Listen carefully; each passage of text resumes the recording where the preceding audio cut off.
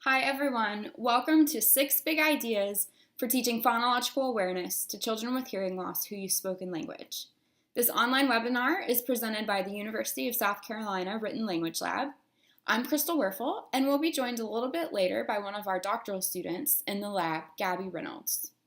Before we begin, we need to disclose that some of the research that we'll be talking about in this webinar has been funded by these generous organizations. For today's webinar, we have 4 learner outcomes.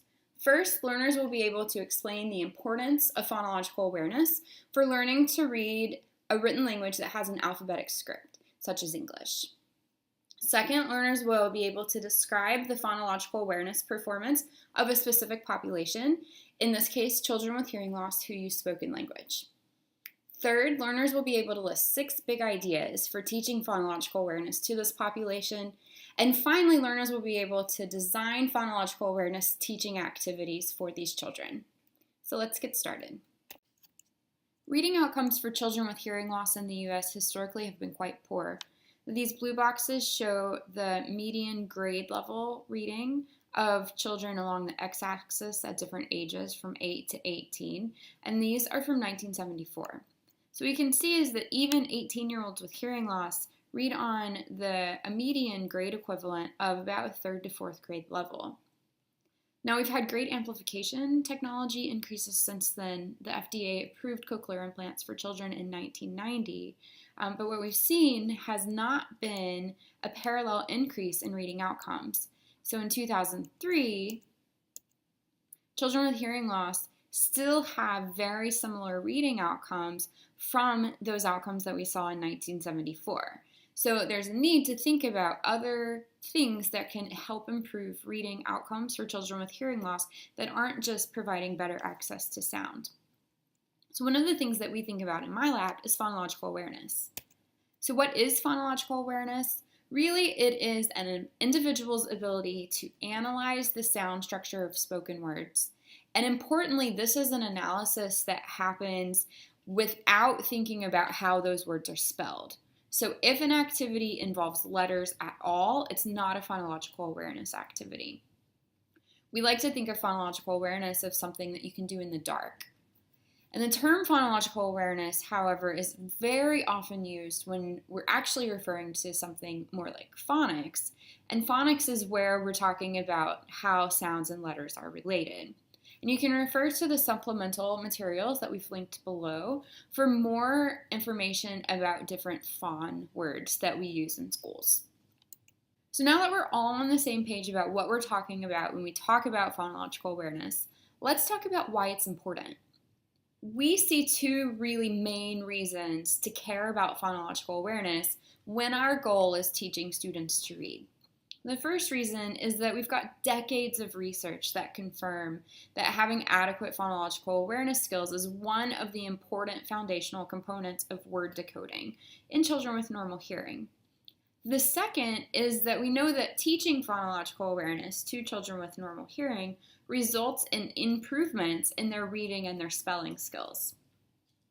But the big question for us is, do these findings apply to children with hearing loss?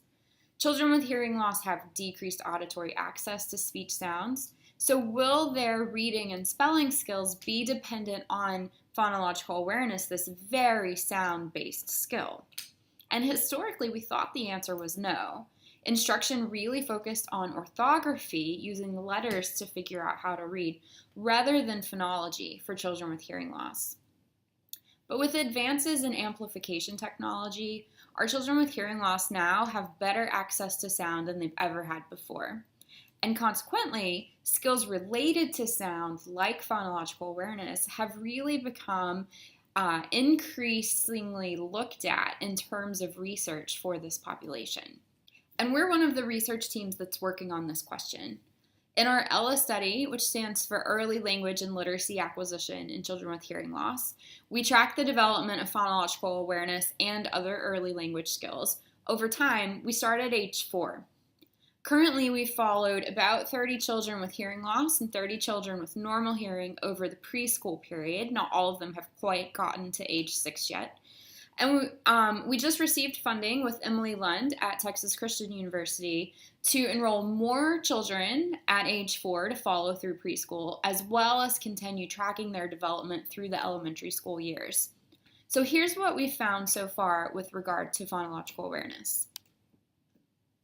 First, when we looked at the growth in initial sound matching, which is one phonological awareness task, from age 4 to age 4.5, what we found was really quite striking. At age 4, the average performance of children in both of the groups was around the chance level, and they didn't differ from each other.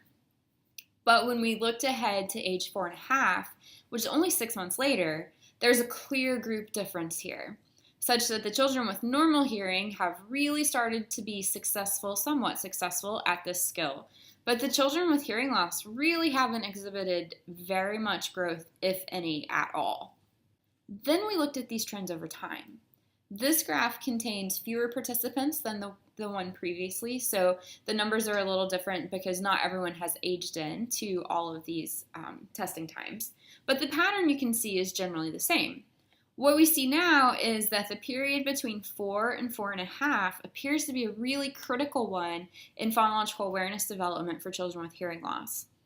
In each other 6-month period that we looked at, so from 4.5 to 5, from 5 to 5.5, the children with hearing loss exhibited similar rates of growth as the children with normal hearing. But from 4 to 4.5, you see they've got substantially less growth, and their growth subsequently is not sufficient to have caught back up by age 5.5, where we're thinking about these early literacy skills starting to get tied to orthographic kinds of skills to aid in word decoding. So one question is, why is phonological awareness still so hard for children with hearing loss now that our amplification technology has really advanced so far? And the answer is this.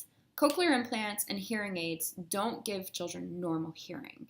They aren't like glasses or contacts. I woke up this morning, I put in my contacts, and now my vision is 20/20. When I don't have them in, I can make out blurs of objects, but I really have to be pretty close to see what it is. With the contacts, though, my vision is just like a person who has normal vision.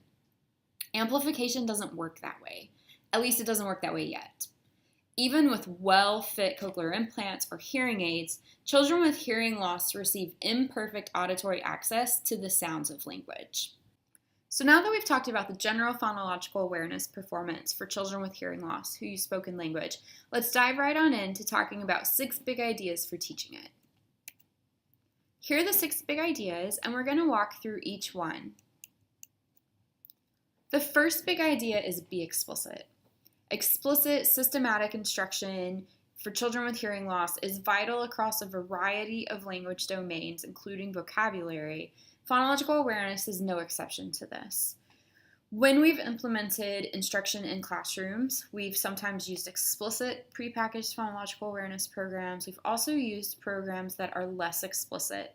The ones that really rely on incidental teaching don't cut it for children with hearing loss. The ones that have been implemented successfully for this population are the explicit systematic programs, and we've used those individually and we've used it in small groups, and it seems to be effective across both of those settings. Really, what's key is being explicit. There are several teaching strategies that we can use to make sure that we're being explicit when we target phonological awareness for children with hearing loss. The first one is that we need to ensure that the children with hearing loss have sufficient semantic knowledge of the terms that we're using in instruction. So these are words like sound, syllable, beginning, end, same, different.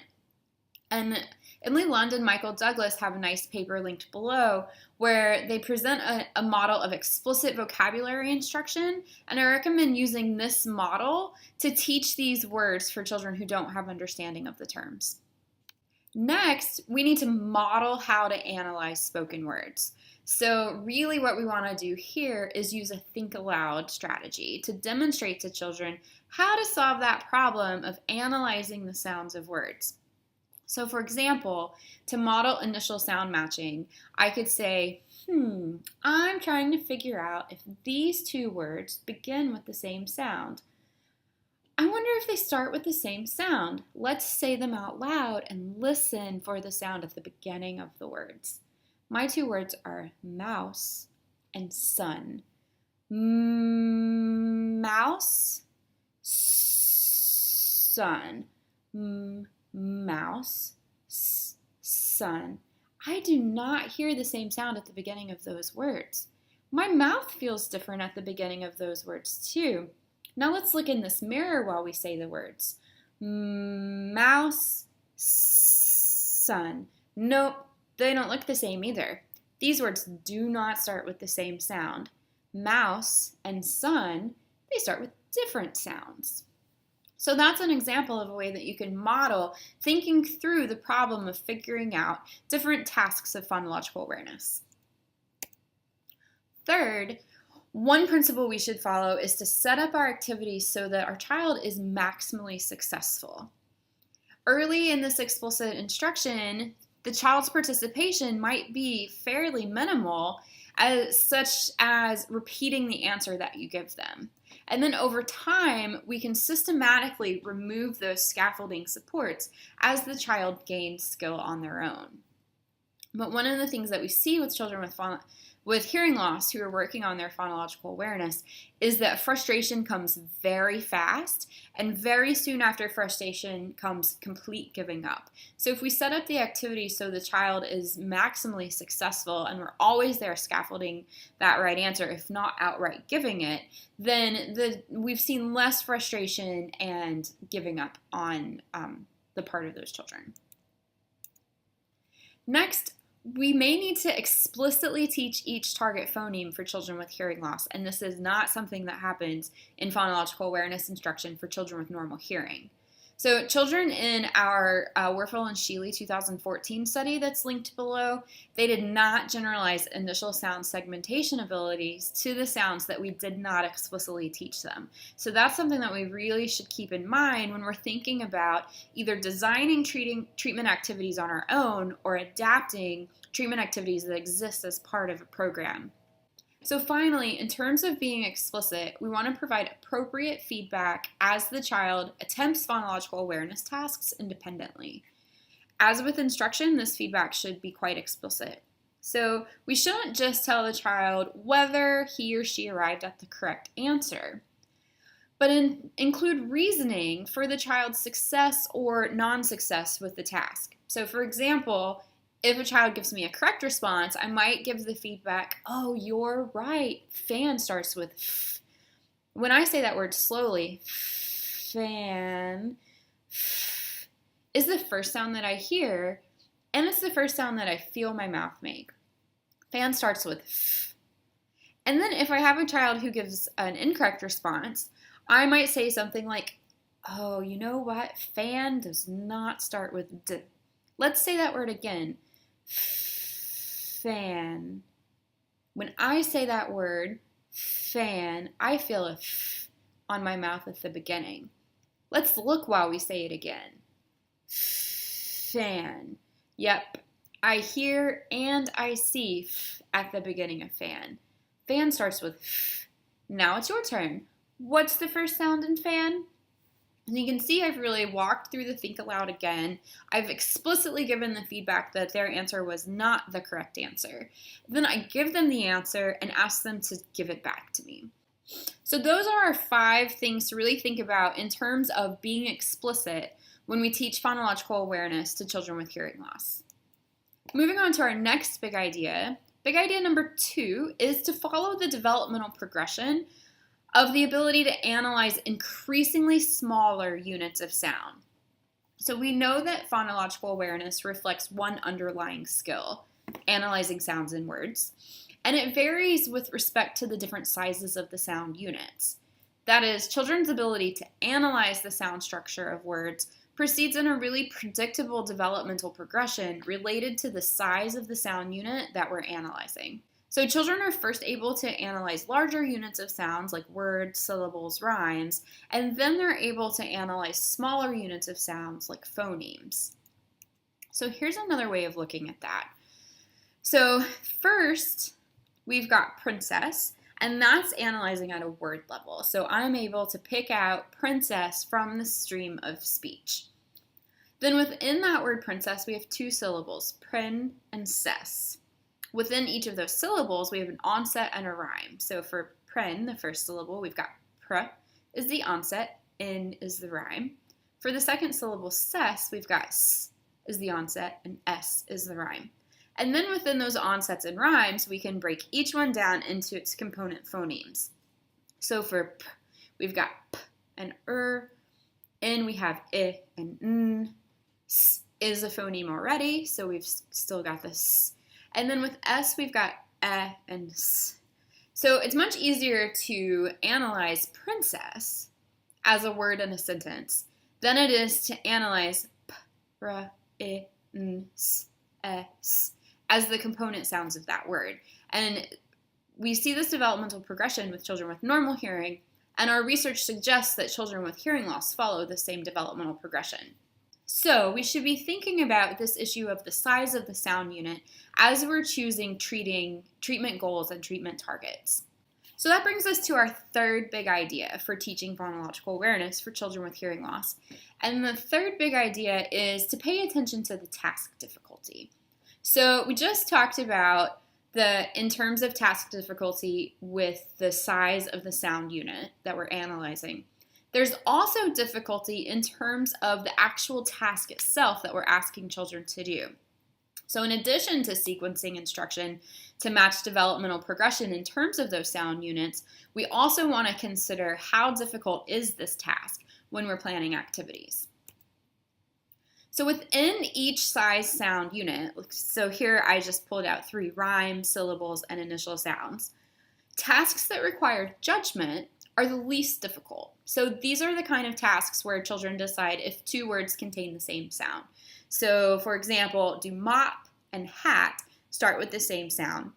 No, that's a judgment task. Then the next level of difficulty is a matching task.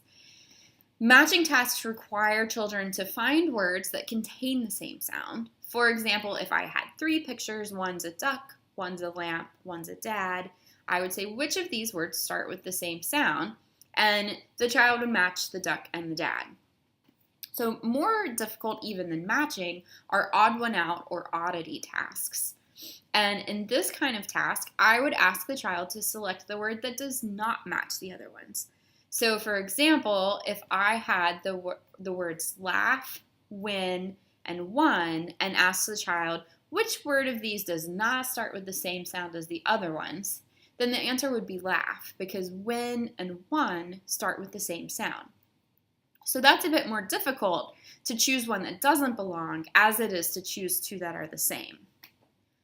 Finally, the most difficult task within each of the sound units is going to be generation tasks. In generation tasks, children are required to provide the target sound unit.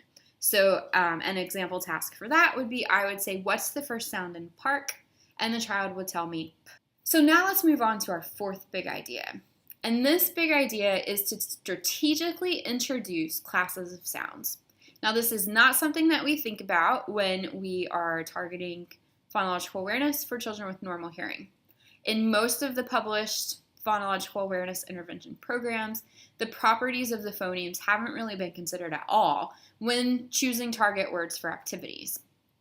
Recent research, however, has indicated that for children with hearing loss, strategically introducing classes of sounds is a really important consideration when we're trying to teach phonological awareness.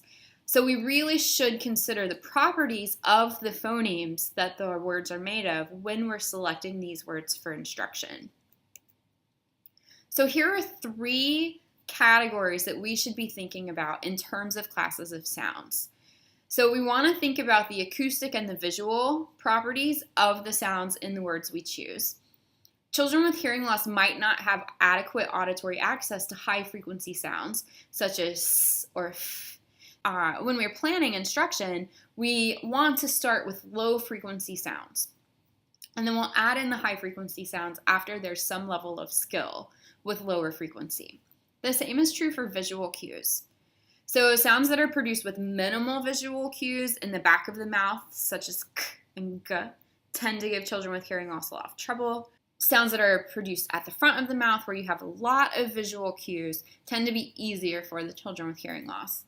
So one of the principles when we talked about be explicit is that we should ensure success for children. So the strategic introduction of classes of sounds goes along with that principle. So we want to introduce easier things for this particular population first, and then we'll move on to things that will be a bit more difficult for them. And then finally, another thing to think about is continuance. So continuant sounds are easier for children with normal hearing to analyze than stops are. And they're also, in terms of teaching phonological awareness for children with normal hearing, it's suggested you should start with continuance, which allows you to really pull the sounds out and analyze them more easily. So one of the resources that we've included in the links below is a chart of English phonemes, and we've categorized them by these 3 categories, so you can easily look at that chart and pick where your child is and which phonemes that you want to target. So our 5th big idea is repeat, repeat, repeat. There's been research that reports that phonological awareness takes months longer to develop in children with hearing loss than it does in children with normal hearing, and that mastery is really unlikely to occur if we keep the treatment dosage low. Children with hearing loss require more intense intervention than children with normal hearing to achieve the same gains in phonological awareness skills. So it may be necessary to repeat phonological awareness lessons at least 3 times more for children with hearing loss than you would expect to do for children with normal hearing. Successful phonological awareness instruction for children with hearing loss generally has consisted of relatively short lessons that last 5 to 15 minutes and that occur at least 4 days a week. So we've got short lessons and we've got a lot of them. We also should be thinking about formative assessment of the children's phonological awareness skills to really guide our decisions in this repetition. So having a nice, quick progress monitoring weekly can help us see, do we need to keep repeating these lessons, or is it time to move on to the next? And even after we move on to the next target, it's really important that we return occasionally to the older, earlier mastered instructional targets to ensure maintenance of those skills. And that leads us to the 6th big idea for teaching phonological awareness to children with hearing loss who use spoken language. The 6th thing we want to think about is linking phonological awareness to letters. But we only want to do that eventually. We know that effective phonological awareness instruction teaches children to apply what they learn about analyzing the sound structure of words, to decoding words when reading, and encoding words when spelling. However, phonological awareness instruction should not include letters until the children demonstrate the ability to analyze the sounds of words. Until that point, we really want to separate our alphabet knowledge instruction from our phonological awareness instruction. So we want to be building them both in parallel, and eventually we're going to link them together. This is even more important for children with hearing loss than it is for children with normal hearing, because we know that children with hearing loss really latch to visual cues, and it allows less stress on the auditory system.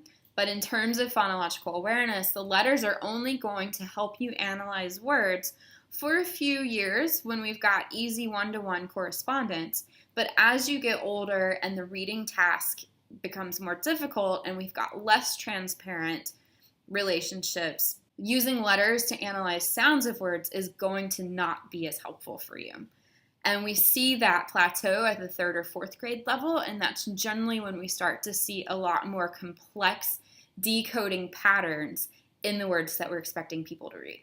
So when letters are included in a teaching activity, remember the focus of that instruction is phonics. It's not phonological awareness. Our phonological awareness activities should not contain letters at all, but phonics activities should. They teach children to combine phonological awareness and alphabet knowledge to decode and spell words. And you can refer back to that chart of the phon words if you want to read about this again. So what's really important for children with hearing loss is the separation of sound-based and letter-based activities early in instruction. So we're talking about in the preschool years here. Because our children with hearing loss, we know, will focus on visual information really heavily at the expense of auditory information. After children have achieved knowledge of the alphabetic principle and the ability to analyze sounds and words separately, phonics instruction should be implemented to teach children how to combine these skills to sound out and spell words. So now we're going to introduce you to Gabby, and Gabby is going to demonstrate an example phonological awareness teaching activity that takes into account these 6 big ideas.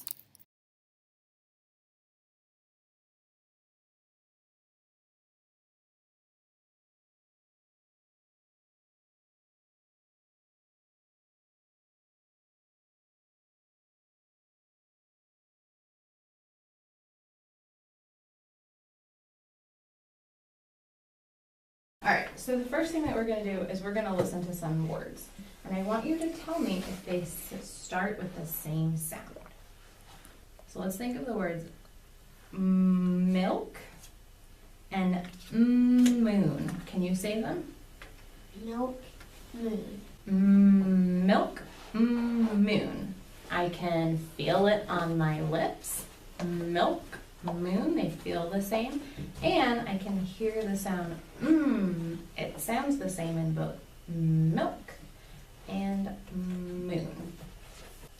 Mice, dog. Mice, dog. They're different. Mice, dog. They sound differently. Our mouths look different. Mice, dog. And they feel different on our mouth. Good job.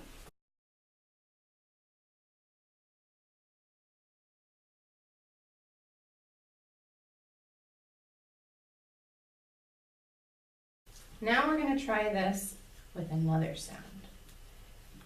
Here we have seal, sun. What do you think? Same sound, different sound? Yes, Same sound? And how do you know? because seal has and sun has. Yeah, they both start with a S. And it feels the same and it looks the same. Seal, sun. Great job.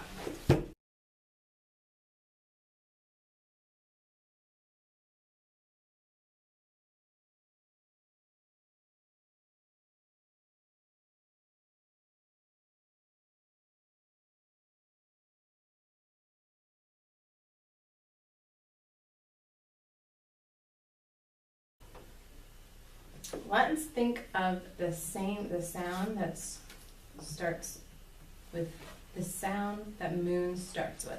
What sound is that?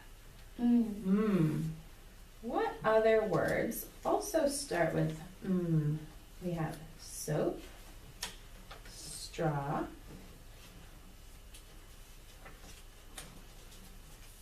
mitt, mom. What other words start with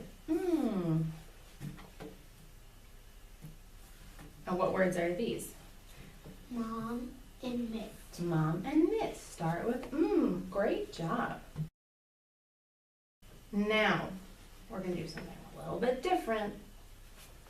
Look at these words. We have sleep, stretch,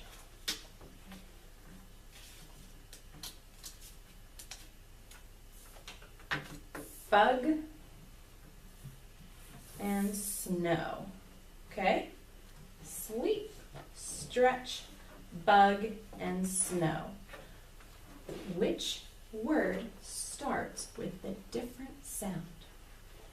3 of these words have the same. That's right. Sock starts with S.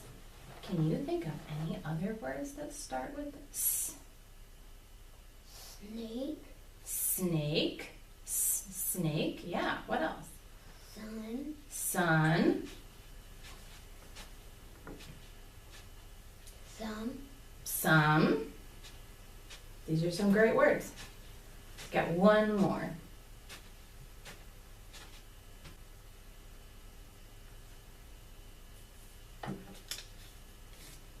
Soup. Soup. Great job.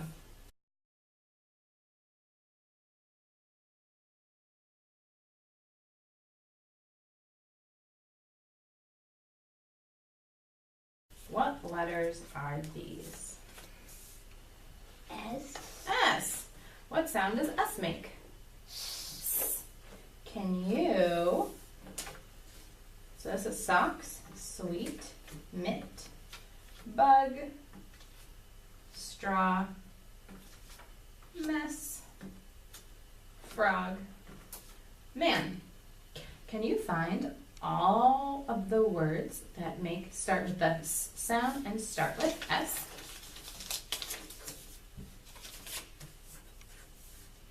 All right, let's see what you got. What's this one? Straw. Straw, Mitt.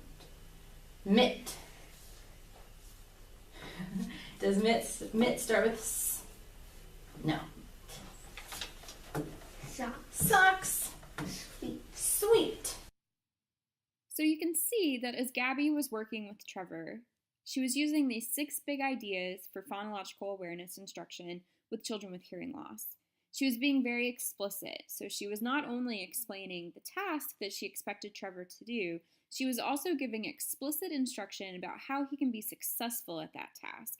And it included both how he could figure out the task on his own and also providing a lot of examples of the correct responses before asking him to provide a response himself.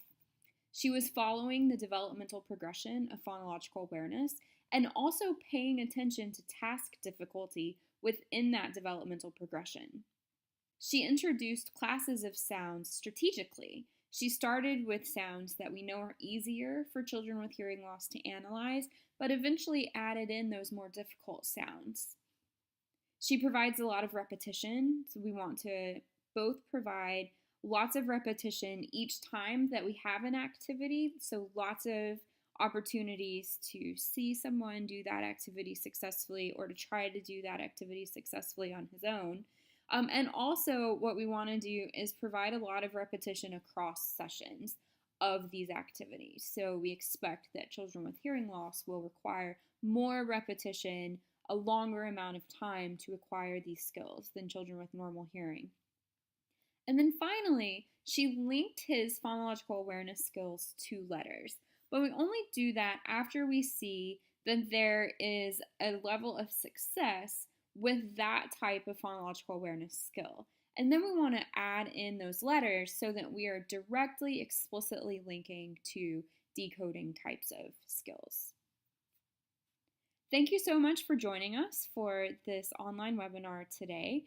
And we would love to hear feedback as you implement these big ideas in your practice. So you can email us at wll@mailbox.sc.edu.